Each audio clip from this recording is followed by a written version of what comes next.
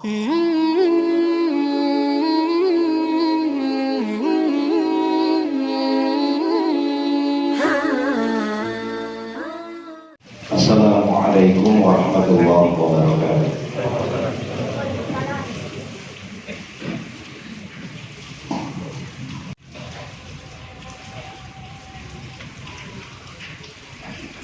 Innal hamdalillah nahmaduhu wa nasta'inuhu wa nastaghfiruh wa na'udzu billahi min shururi anfusina wa sayyiati a'malina. Man yahdihillahu fala mudilla lahu wa man yudlil fala hadiya lahu. Asyhadu an la ilaha illallah wahdahu la syarika lah wa asyhadu anna Muhammadan 'abduhu wa rasuluh. Allahumma shalli wa sallim wa barik wa an'im ala sayyidina Muhammadin sayyidil awwalin wal akhirin wa imamil muttaqin wa ala alihi at-tahirin wa sahabatihi al-ghurril mayamin wa man sara ala nahjihi wa tabi'a sunnatahu ila yaumiddin. Ibadallah, usikum wa nafsi bi taqwallah faqad fazal muttaqun. Kama qala Allah Ta'ala fil Qur'anil Karim wa huwa asdaqul qailin. Ya ayyuhalladzina amanu taqullaha haqqa tuqatih wa la tamutunna illa wa antum muslimun. Fattaqullaha wa man yattaqillaha yaj'al lahu makhraja wa yarzuqhu min haitsu la yahtasib. Hadirin sidang Jumat yang dirahmati Allah, mari bersama-sama di hari yang penuh dengan berkah ini kita bersama-sama berusaha untuk berkomitmen untuk selalu menjaga dan meningkatkan kualitas iman dan takwa kita. Tentunya dengan harapan bahwa iman dan takwa kita itulah yang akan mengantarkan kita kepada berbagai solusi kehidupan yang sebenarnya sudah diberikan dan disiapkan oleh Allah Subhanahu wa Ta'ala. Hadirin sidang Jumat yang dirahmati Allah, tentu dalam kehidupan ini banyak sekali masalah dan problem yang akan selalu berada di sekitar kita. Bahkan di setiap harinya kita akan selalu menemui dan mendapati berbagai masalah, berbagai problem yang tentu perlu untuk kita carikan solusinya, untuk kita selesaikan. Tetapi dari sekian banyak masalah dan problem yang ada dalam kehidupan kita, tentu ada problem dan masalah yang memiliki skala prioritas, yang artinya masalah tersebut atau problem tersebut harus menjadi skala prioritas perhatian kita. Kita harus memberikan perhatian yang lebih dibanding dengan masalah dan problem yang lain dalam kehidupan ini. Tetapi yang menjadi masalah, sering sekali kita salah atau kurang tepat memahami apa sebenarnya masalah dan problem yang skalanya adalah prioritas dalam kehidupan kita, sehingga banyak sekali masalah-masalah yang terjadi dalam kehidupan kita tidak terselesaikan dengan baik karena tadi kita tidak bisa memilah dan memilih dan mengerti mana yang menjadi masalah skala prioritas kita.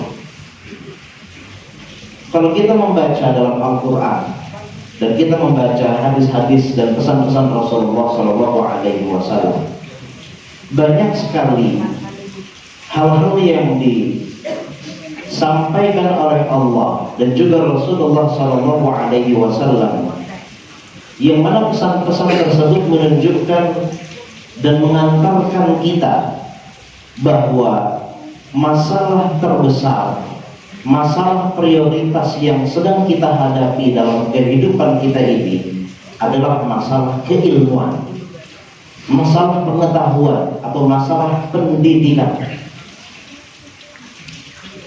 Dalam Al-Quran sendiri hampir atau lebih kurang 40 kali Allah Subhanahu wa Ta'ala dalam Al-Quran mengulang-ulang kalimat walakinna aktsaran nasi la ya'lamun. Tetapi banyak dari manusia tidak mengetahuinya. Lebih atau kurang lebih 40 kali Allah mengulang-ulang masalah tentang la ya'lamun, bahwa masalah terbesar manusia adalah masalah keilmuan, pengetahuan, pendidikan. Apalagi kalau kemudian kita mencoba menggali kosakata lain dalam Al-Quran yang memiliki makna atau nilai yang sama dari yang dikatakan oleh Allah la ya'lamun. Dalam kosakata lain Allah menggunakannya dengan yajhalun atau tajhalun. Ini kurang lebih disebutkan dalam Al-Quran 5 kali. Begitu juga yaqahun, ini disebutkan berulang-ulang kali oleh Allah Subhanahu wa Ta'ala.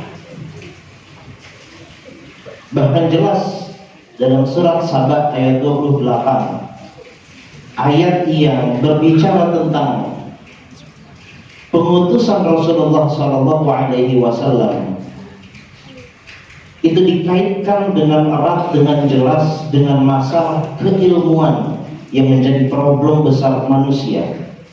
Allah berfirman, "Wa ma arsalnaka illa kafatan lin-nasi basyiran wa nadhira walakinna aktsaran nasi la ya'lamun."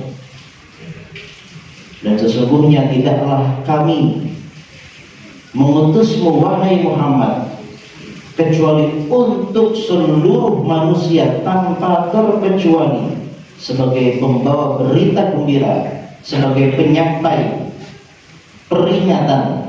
Tetapi yang menjadi masalah dalam diri manusia bahwa mereka tidak mengetahuinya, tidak mengilmuinya.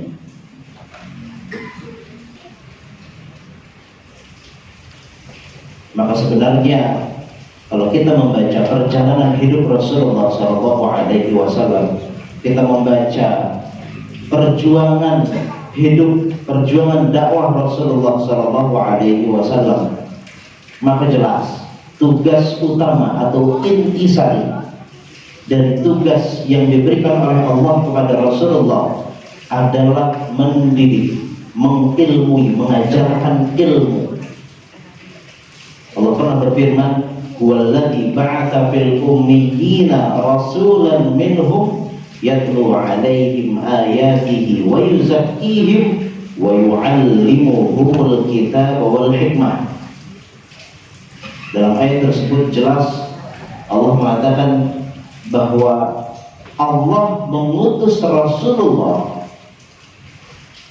sebagai seorang muallim, sebagai seorang pendidik, sebagai seorang yang mengajarkan ilmu. Maka kalau kita membaca perjalanan hidup Rasulullah, katakan dalam fase dakwahnya atau dalam arti fase di mana Rasulullah SAW berstatus menjadi seorang nabi dan rasul yang total jumlahnya masanya adalah 23 tahun. Tentu kita akan mendapati berbagai macam aspek ekonomi, aspek pendidikan, aspek politik, aspek sosial yang menjadi tantangan dan menjadi ladang perjuangan dakwah Rasulullah SAW. Maka kita harus pahami bahwa intisari tugas atau apa yang aktivitas Rasulullah SAW adalah mengajarkan ilmu, pendidikan. Apalagi kalau kemudian kita membaca 5 ayat pertama yang diturunkan oleh Allah kepada Rasulullah di Gua Hira, setelah beliau beberapa hari atau berhari-hari melakukan tahannut, yang inti dari tahannut adalah tafakkur, Artinya Rasulullah SAW melakukan tahannut untuk bertafakkur, merenung. Merenung untuk apa? Merenung untuk mencari formula. Apa formula yang cocok dan tepat untuk mengatasi kebobrokan yang terjadi di tengah umat manusia? Maka 5 ayat yang turun dari Allah pertama kali untuk menjawab perenungan Rasulullah SAW adalah Iqra bismi rabbikal ladzi khalaq khalaqal insana min 'alaq Iqra wa rabbukal akram alladzi 'allama bil qalam 'allamal insana ma lam ya'lam. Iqra, bacalah dengan menyebut nama Tuhanmu yang menciptakan. Jelas kosakata pertama yang dipilih oleh Allah menjadi wahyu yang pertama turun mengawali risalah Rasulullah SAW adalah Iqra, bacalah. Dan tentu membaca adalah salah satu pintu dan gerbang menuju ilmu, menuju pendidikan. Karena tentu pendidikan dan ilmu merupakan sumber masalah yang harus diselesaikan. Dia adalah poros untuk membangun manusia yang baik, membangun pribadi yang baik, membangun individu yang baik. Sehingga kalau kemudian manusianya baik, manusianya dipenuhi dengan ruh jiwa yang baik, spiritualnya baik, maka manifestasinya akan terwujudkan dalam berbagai aspek, maupun itu sosial, ekonomi, dan lain sebagainya. Dan bahkan kalau kita membaca hadis Rasulullah, jelas Rasulullah mengatakan bahwa tantangan umat manusia di akhir zaman adalah pendidikan, keilmuan, pengetahuan. Rasulullah mengatakan dalam sebuah hadis bahwa di antara tanda-tanda akhir zaman adalah wa yurfa'ul ilmu wa yadhharul jahlu wal fitan. Ketika kemudian ilmu dan orang-orang yang merepresentasikan ilmu sudah tidak menjadi prioritas, sudah dianggap remeh, sudah dinomorduakan, atau bahkan tidak diperdulikan lagi. Sehingga kemudian yang terjadi berikutnya adalah wayadharul jahlu, sehingga kemudian kebodohan dan orang-orang yang merepresentasikan kebodohan mendominasi. Sehingga apa kemudian? Wayadharul jahlu wal fitan, yang terjadi adalah kekacauan. Kalau dalam riwayat lain, kita membaca riwayat lain, Rasulullah mengatakan wayakthurul haraj, maka terjadi pembunuhan di mana-mana. Dan inilah yang kita lihat pada hari ini. Ketika seseorang manusia sudah tidak bisa menyelesaikan berbagai masalahnya dengan ilmu, dengan pengetahuan, maka baginya ruh, jiwa, nyawa manusia tidak ada harganya. Apalagi kehormatan manusia, tentu di matanya tidak ada lagi harganya.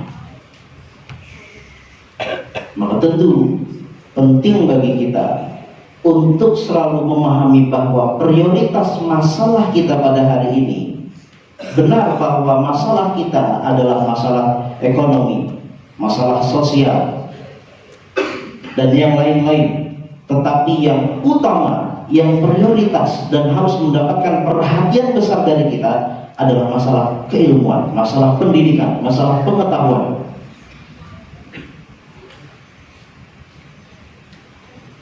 Kalau kita tentu berusaha untuk memilah-milih apa yang kita masukkan ke dalam tubuh kita, dalam arti saat kita lapar,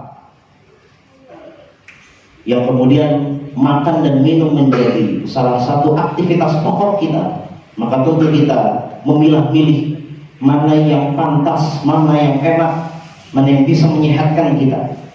Pakaian yang kita gunakan, kita pilih mana yang paling bagus, mana yang paling nyaman untuk kita gunakan. Maka tentu apa yang harus kita masukkan ke dalam akal kita, ke dalam pikiran kita, juga adalah ilmu yang terbaik. Dan tentu hadirin yang dirahmati Allah, Rasulullah SAW yang kita yakini dan kita sepakati, beliau adalah manusia terbaik, terpintar, terpandai, tercerdas, memiliki ilmu yang sangat luas. Apa yang beliau lakukan sepanjang hidupnya untuk selalu menambah, mengisi kekosongan, untuk selalu mendapatkan semangat, mendapatkan motivasi, menjadi modal bagi perjuangan beliau sampai akhir hayatnya, adalah apa yang dinyatakan oleh Allah dalam Al-Quran, wa qur rabbi zidni ilma. Beliau pernah mengatakan, dan beliau selalu mendawamkan, selalu mengkontinyukan satu hal, yaitu apa? Wa qur rabbi zidni ilma. Ya Allah, selalu tambahkan untukku darimu ilmu-ilmu yang bermanfaat. Kita sepakat Rasulullah SAW adalah orang tercerdas, manusia tercerdas, ilmunya sangat luas. Bahkan kalau kita bandingkan ilmu kita dengan ilmu Rasulullah SAW, kita yakin mungkin tidak sebanding, tidak akan sampai pada level satu butir debunya. Tetapi apa yang dilakukan oleh Rasulullah SAW, berusaha untuk selalu menambah ilmunya. Wa qur rabbi zidni ilma. Maka hadirin rahmati Allah, mudah-mudahan kita selalu diberikan taufik oleh Allah untuk selalu menambah kualitas keilmuan kita, agar kita bisa menjadi manusia yang bermanfaat dan manusia yang hidup. Aku rumah sami'tum wa astaghfirullah li wa lakum. Alhamdulillah wa kafa, wassalatu wassalamu ala nabiyil mustafa wa rasulil mujtaba. Qala Allah ta'ala fil Qur'anil Karim wa asdaqul qa'ilin, ya ayyuhalladzina amanu taqullaha haqqa tuqatih wa la tamutunna illa wa antum muslimun. Ibadallah, usikum wa nafsi bi taqwallah, faqad fazal muttaqun. Man yattaqillaha yaj'al lahu makhraja wa yarzuqhu min haitsu la yahtasib. Wa alamu ibadallah أن الله أمركم بأمر بدأ فيه بنفسه وثنى بملائكته بقدسه إن الله وملائكته يصلون على النبي يا أيها الذين آمنوا صلوا عليه وسلموا تسليما اللهم صل على سيدنا محمد وعلى آل سيدنا محمد وارض الله عن الخلفاء الأئمة الحنفاء أبي بكر وعمر وعثمان وعلي وصحابة أجمعين وأنا معهم بجودك وكرمك يا رب العالمين.